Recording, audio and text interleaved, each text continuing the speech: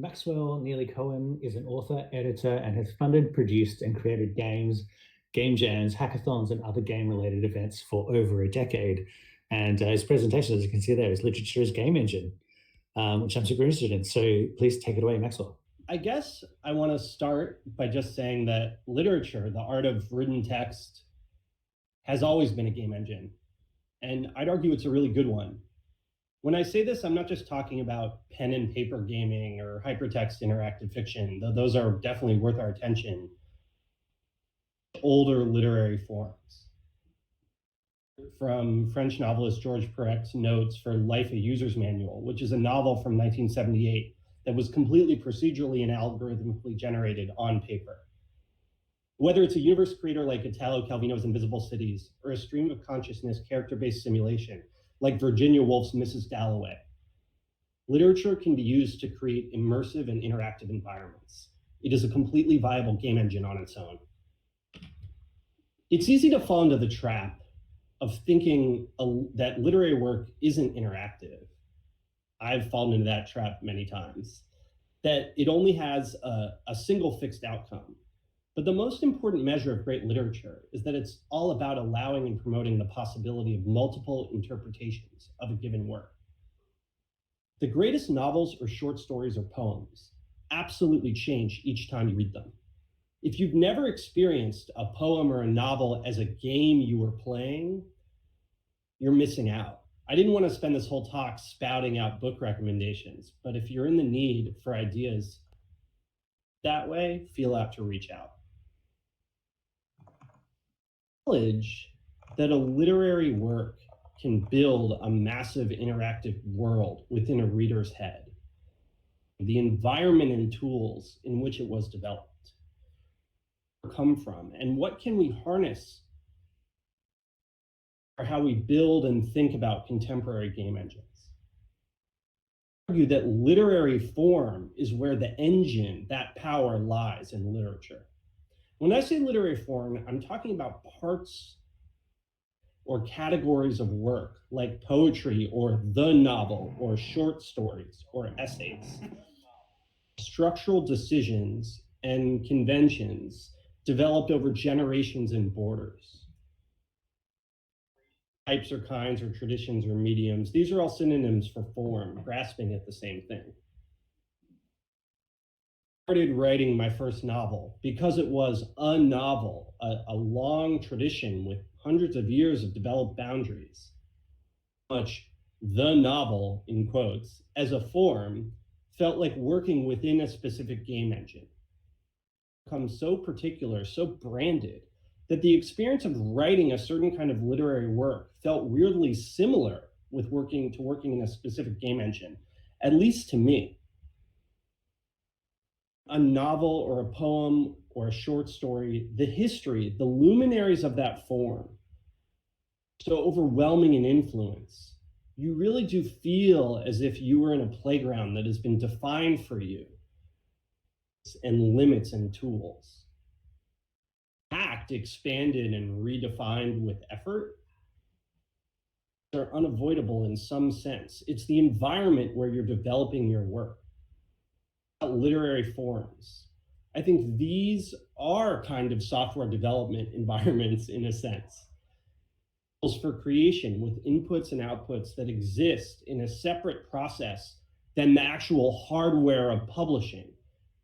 It works is printing and the art of bookmaking. Because when writing a book, you are creating your own tools, your own frameworks, your own rules. It all exists in your head on generations of what you've read, experiencing the collective knowledge of that form.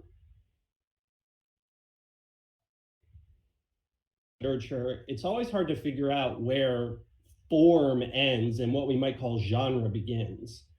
On screen now is the framework a middle school English teacher I had once argued, that the content of a work is not the same as the form of it. It's tricky because literary forms can become completely intertwined with genres. It's the epic poem. These started as genres and became forms, or the other way around. I'm sure. Division is right. are always evolving. They're in a state of play. And it's the same with games. Once I tried creating a similar analog of this chart for games with the typical game forms like RPG, first-person shooter, platformer, content genres like fantasy on the other. But I have similar issues in parsing out what should be form and what should be genre. Not that it even matters, it's semantic, but I don't know if a dating simulator is a form or a genre or both, or what a puzzle game is, or if all games are puzzles. About the distinction that might be more helpful is this: consumers, creators. Games, we can think about descriptors like 2D, 3D, VR, single player, multiplayer, co-op. Used more in a way like genre under this framework, they are telling the consumer something so the consumer can make a desired judgment. I'd argue the distinction between form and genre is porous, messy, or even non-existent. All it is for creating new, exciting work is creativity. Game in a mechanical or visual or content-based genre, an RPG, a first-person shooter, form than a chosen game engine might. Question I want to ask is, we start to think of game engines as forms, as massive traditions of work, the way we do in literature. How might that change what we make if we openly embrace and therefore can undermine those identities? From thinking tools and start to think of them as mediums, as movements. The finer points of craft in a literary form are as specific and deep as the details and rules within any game engine. They are workflows, but workflows that can be changed or adapted or resisted. Literary forms and engines, both, are developed by multiple people, are hacked and changed over years, with tension between centralized corporate control and independent rebels. If you walk into any bookstore, you'll see that novels still have, quote, a novel on the cover. Unity or Unreal game screams its logo in opening credits. Work from a single game engine starting to look alike isn't a bad thing. Feature of a storytelling movement. Are just now stuck in the early stages of becoming that become defined forms, mediums unto themselves, each engine a canon unto itself. I may object to all of this and say, this analogy sucks. This is based around corporate structures and capitalism, no less corporate or commercial. 5 centralized companies. It's no less cutthroat. Positions were brand names controlled or forged a handful of corporations at one point. Even today. To think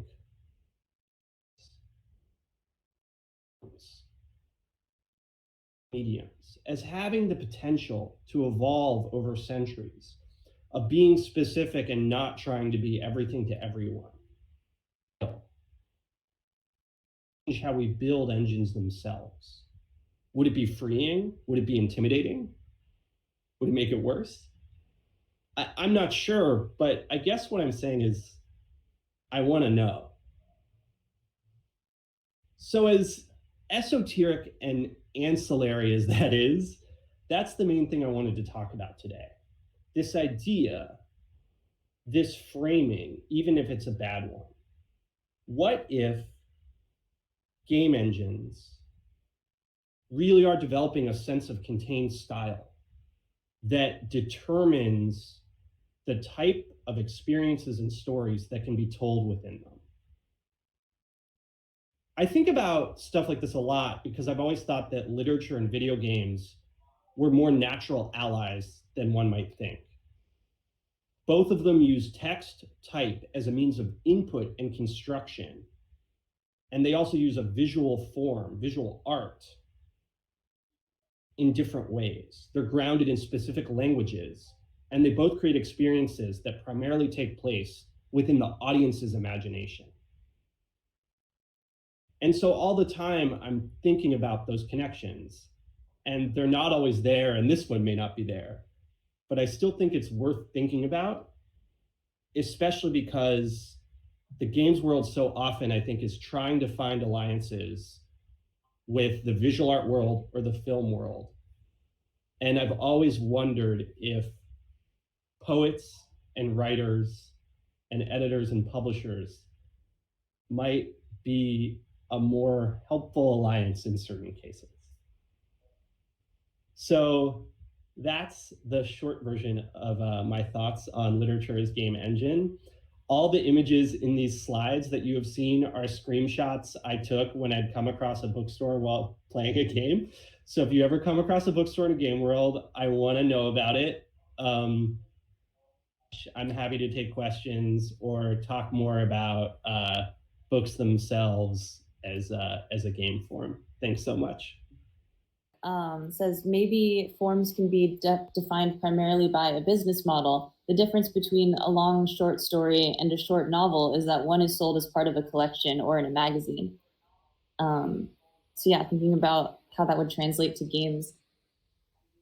Yeah, I think that's a great point. That's actually an argument I've had with writers and literary people for a long time, which about this exact subject, which is, again, as a writer, have been shaped by market over a really long time. But in that case, it's such a long period that that's just the demands of like people's lives, if that makes sense. You know, people over a long time just trying to figure out how to make a living. So I don't think it's valueless, if that makes sense. It was helpful. Yeah, totally. Something that I'm wondering is, in addition to writers and poets, because I'm really interested in game devs sort of making these alliances with other types of artists. So in addition to writers, what other types of artists would you say that games makers should be getting in touch with and making those connections to? Like hopeful person. So I mean, the short answer is everyone really aggressively. But one thing I think that's really interesting is that if you're thinking about immersive worlds, arts in weird places like dancers, even very classical dancers in something very stringent like ballet, are experts in thinking about how to build immersive worlds. So it's not always, we're so bombarded, I think, and visual art has such cachet, to just focus only on those two things, if that makes sense. Yeah, totally.